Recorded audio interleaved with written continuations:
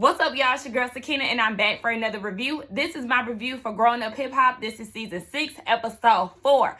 So let's get straight into it. Now, the episode opens up with Creed, Angela, and JoJo meeting up. Child, JoJo is trying to park under the tent that is nicely decorated for some reason. I don't know why he thought that this was going to be a place where he could park his car at. Creed had to tell him, baby, no, this is a part of the parking lot, but you cannot park here. Like, go ahead and find you another parking space. I don't know why that was so funny to me. But yes, they're meeting up together because, as we know, Creed is doing the surprise anniversary party for him and Denise. So they're working together. It's supposed to be a masquerade themed party, and JoJo also wants to do a collab with Creed in regards to their label. So she's affiliated with Slip and Slide, you know, Trick Daddy, Rick Ross, Plies, and the rest of them. And then he has his Who's House label. So he wants to basically give some support out to the up-and-coming artists. And he wants to throw Egypt in there too. Now, I mean, I think it's real cute. You know, they're close with their families and all of that. But it's just like, we not really featuring Egypt in her music. But, I mean, look, I know that's your castmate, so you got to do what you got to do. Angela and Creed, they go inside the venue to talk. It was kind of weird to me. I don't know. Was it just me, or was y'all feeling the vibe too? Like, I think it's just more so coming from Angela. Like, I don't know if she's comfortable with, like, mingling or something like that. Maybe she's not comfortable with small talk. But at the same time, she was comfortable enough to bring up that damn boxer, baby. I'm so tired of talking about Daniel. Creed was asking her about him. You know, Creed got a little situation going on, and she said that she struggles with opening up. So she basically looking at Angela for some type of answers. Angela tells her that she's in love, and, you know, she can't really give her too much on that because she falls in love quick. I said, yeah, see, you done fell in love quick, and you done packed your bags down to Miami only for you not to be with this man present day. So that's what's been irritating me about this whole situation since episode 1. Y'all gonna beat us upside the head with Daniel, and we already know that they not together. Like, we been knew that. That was evident. Like I said, I've been following Angela on Instagram, so we been knew that they not together, girl. Like, I don't understand why we gotta keep talking about him. So, anyway, let's move on to Savannah and Twist. Twist has showed up at her little Airbnb, and he wanted to let her know, hey, I invited Bree.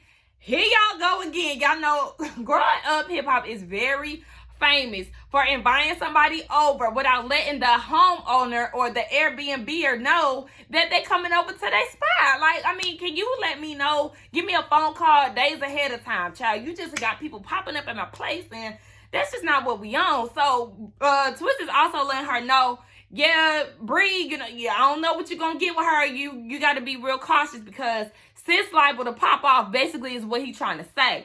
So, before Bree gets there, they start talking about how Savannah met up with met up with Sam in Egypt, girl. Oh my gosh, I just got a notification. I was just reading it. It's throwing me off.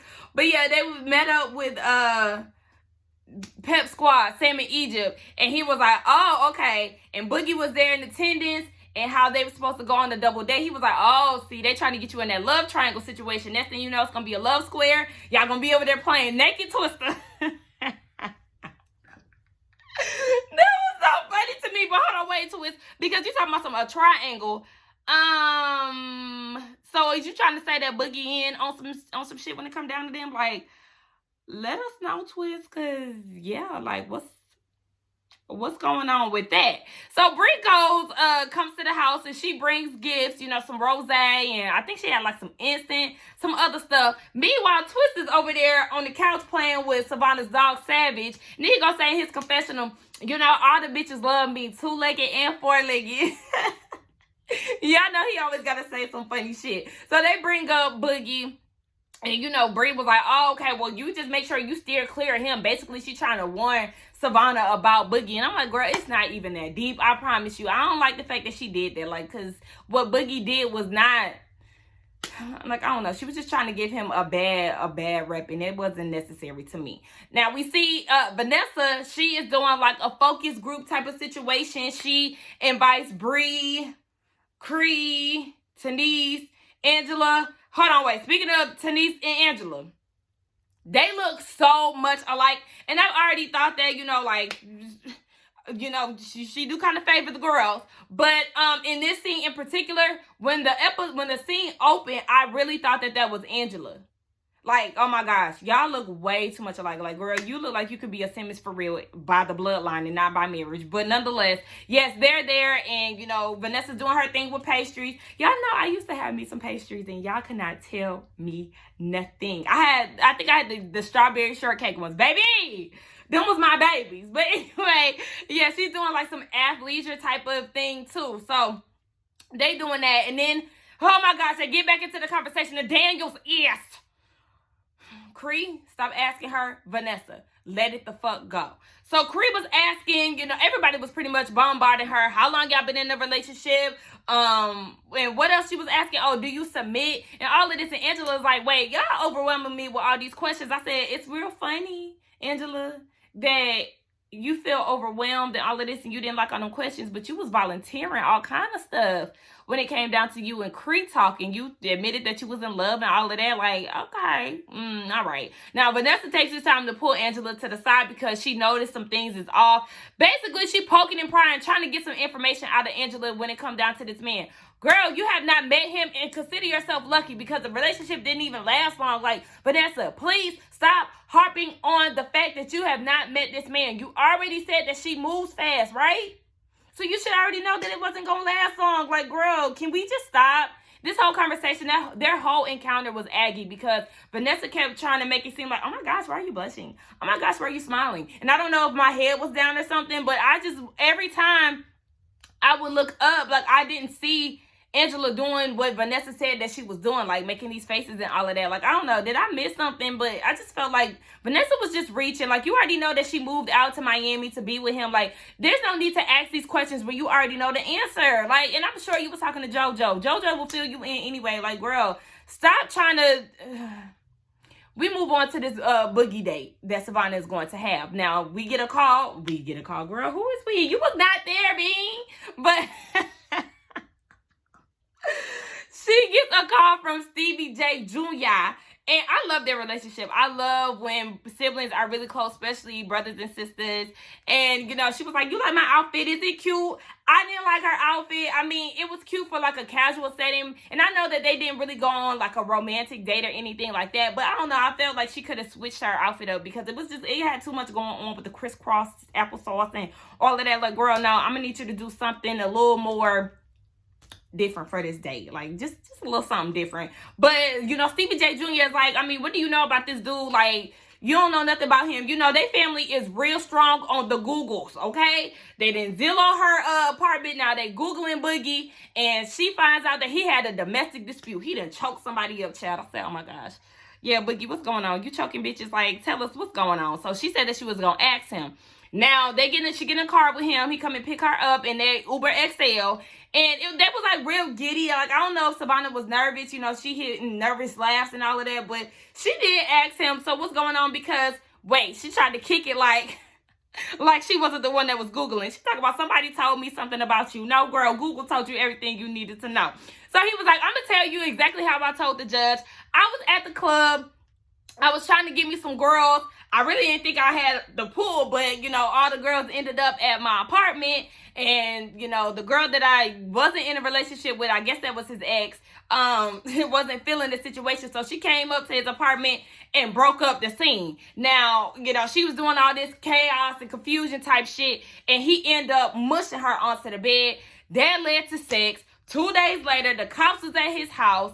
And then they end up having sex later down the line because the girl is toxic. The both of them is toxic because when she broke up the whole scene and kicked the girls out and they had sex, she talking about, see, that's all I wanted. I said, oh my gosh, Jesus, take the wheel because, baby, your children are very ghetto. Like, I don't, see, Savannah talking about that's that 50 Shades of Grey type of shit that she don't need. I said, sis, we don't need that either because, baby, y'all got some other shit going on. They get down to this cooking class with Sam in Egypt.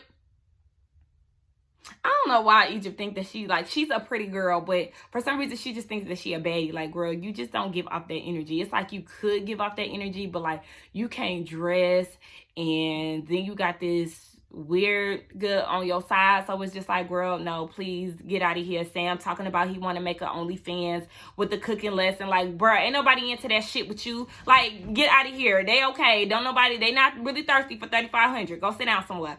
Savannah and Boogie was giving me homie vibes. Like, I wasn't feeling a romantic connection. I did feel like they had a connection, but more on a friends basis. Egypt brings up the whole TT and, you know, her having a wedding in Jamaica situation and how she feels like she's trying to one-up her. Baby, you are not that important. I promise you. Your auntie Maureen is the only one that's worried. Is the only person that's worried about you. TT don't care about having y'all in her life. She don't care about inviting y'all to her wedding. Like, she is so fuckless when it comes down to y'all. Y'all the only ones really pressed for real. And nobody is trying to take your shine on your day. And, you know, just because you wanted to have a wedding in Jamaica and all of that, girl, like I said, stop it. Savannah is in her confessional talk about, yeah, it does seem like TT is being a bit spiteful. The people that you're dealing with are delusional as hell. So I just need you to be quiet and not get into that family business, ma'am. Sam is over there talking about, well, you know, when you think about it, you know, you got Egypt with Tretch and Pepper, and then you got TT. Where does her royalty lie? Like, I mean, who is she under? This is how you know he is opportunistic. He is so happy to be under somebody that has a name on them, and he just keeps bringing it up. Baby, let me tell you something. These people grew up like this, okay? This runs in their family. So they ain't name dropping on a constant basis like you. Like, you so happy to be attached or a part of some shit. Like, it's just sickening to me, and it's annoying as fuck. And it's, like, you're such a fucking, oh my gosh, like I said, fucking Nat. I cannot stand his raggedy bitch ass trying to question. Like, wait, who do you belong to, raggedy? Like, yes, mind your fucking business, because at the end of the day, don't get it confused. You are not a part of this shit. Like, yeah, they may be trying to protect you and all of that, but bitch, Sam, you're not important. Nobody gives a fuck that you're around delusional ass, slow ass, fucking dumb ass Tretch and Pep. Like, get out of here. So, moving on. We get down to JoJo and Tanice's anniversary party, and we see that everybody is arriving. I was very shocked to see that Bree was, you know, pleasant when it came down to seeing Boogie. She hugged him and stuff. I said, oh, because she was giving me on-site energy, like she was ready to fight him on site and confront him when it comes down to him not defending her. But, you know, she kept it real cute for the Simmons. Twist. Shaw up in pajamas and some slippers, baby. I said, okay, I mean, now is not the time and now is not the place. And then he, you know, takes it a bit further. He starts to spark up his blunt, and Kria's asking him, like, can you not do that in here? And he was like, no. He then goes a step further and ashes his blunt within the venue. And I don't like stuff like this. When people try to give you pushback at your event, that boils my blood. Like, it really does. And I was pissed off because it's like, you could have easily went outside of the tent. Like, be respectful of the event, please. Please, Twist. Like, because he was just doing too much when it came down to this whole situation. Creed didn't like it. And I just felt like, yeah, he would have had to leave, because he was like, you must not know me. I want to leave. I can't be myself. Oh, well, let me pick your ass up and let me escort you out myself. Because, I mean, I couldn't do it. Like, it was just giving me too much. Like, I'm Team Creed all day when it comes down to this. Angela shows up, notice she hugs everybody, and then hits Vanessa with one of these. Girl, see, and it is why I can't do it. Like, this is why I could not be kissing Angela's ass, because you see how she gives Vanessa her ass to kiss. Like, girl, it couldn't be me. Like, I'm not about to be doing all of this. I'm really not sister or not. Girl, fuck you, because you're not about to be treating me like I'm some random bitch off the streets, okay? Y'all see my beady beads? These braces getting taken out today. I'm tired of edge control crusting up and hair poking out. Y'all, like, baby, no. They going out today. Ready to love. I'm gonna be rocking my afro again. Anyway, Twist. Everybody is getting ready to surprise Tanice, because, you know, this is supposed to be a surprise event. So Kria's asking everybody to put on their mask. I mean, the masquerade theme, it kind of fell a little flat, because, I mean, it wasn't really true to, they wasn't staying in character the whole time. They really had a mask on. I don't know if it was because of filming purposes or whatever the case may be. So whatever. She was asking him and Brie, like, you know, can y'all put on y'all mask? Twist talking about some no, because basically it don't go with his outfit. And it's just like, oh my gosh, you already knew. I'm pretty sure you knew what this was going to be, what the theme was going to be. Like, I'm sure you got the memo. I don't like when people be doing the most to be difficult. Like, that shit gets on my nerves, y'all, like, to no end. So, Cree takes a jab at him and was like, everybody, can we get up? I'm gonna need y'all to, hide away. And I definitely don't want them to see the house clothing first. Talking about Twist. And then he was like, can you get off my dick? And I don't even know you like that. Okay, but you're not being respectful of her event. So yeah, you have created this space now to where she feels like, you're creating a negative space at the end of the day, Twist. Like, I don't know. Y'all, I act like this is my event. Like, but I've been through something like this before, so this is probably why I'm getting worked up. So yeah, I'm just like, you're bringing the vibe down. Like, you really have to go. And then he goes and tells her that she looks like her dad, and then she takes another jab at him and was like, you look like Wayne. Okay? Come on, I like the fact that Cree is not backing down to Twist because he really is trying to make it seem like, she's supposed to be intimidated by him. No, baby, you can get on. Like, I like you, Twist. But yeah, you do look like Lil Wayne, down to the locks, down to the voice, down to the clothing, down to how you smoke your blunts, baby. Like, I just need you to get out of here. Like, go home, because you was just doing way too much, Twist. Like, I just feel like this is why I feel like he be doing too much and kind of be like getting a little big-headed. Like, we get it that you're a fan favorite of the show and all of that, but baby, I'm going to need you to bring it down a notch, because at the end of the day, ain't nobody going to kiss your ass. Yeah, I don't want you to smoke in my event, so I'm going to need you to get out of here. And I feel like he's also tarnishing her event. I mean, she's already an established event planner, but, being exposed on TV is a whole nother realm. Like, she could be expanding her brand and all of that, and you bring it down you bring it down the value, basically. So, JoJo and Sinice show up, and they seem pleasantly surprised. TT is there, and she was telling everybody about how they're having a destination wedding in Jamaica, and how it was Sean's idea because that's where they met, and that's where she's rooted at, and all of that.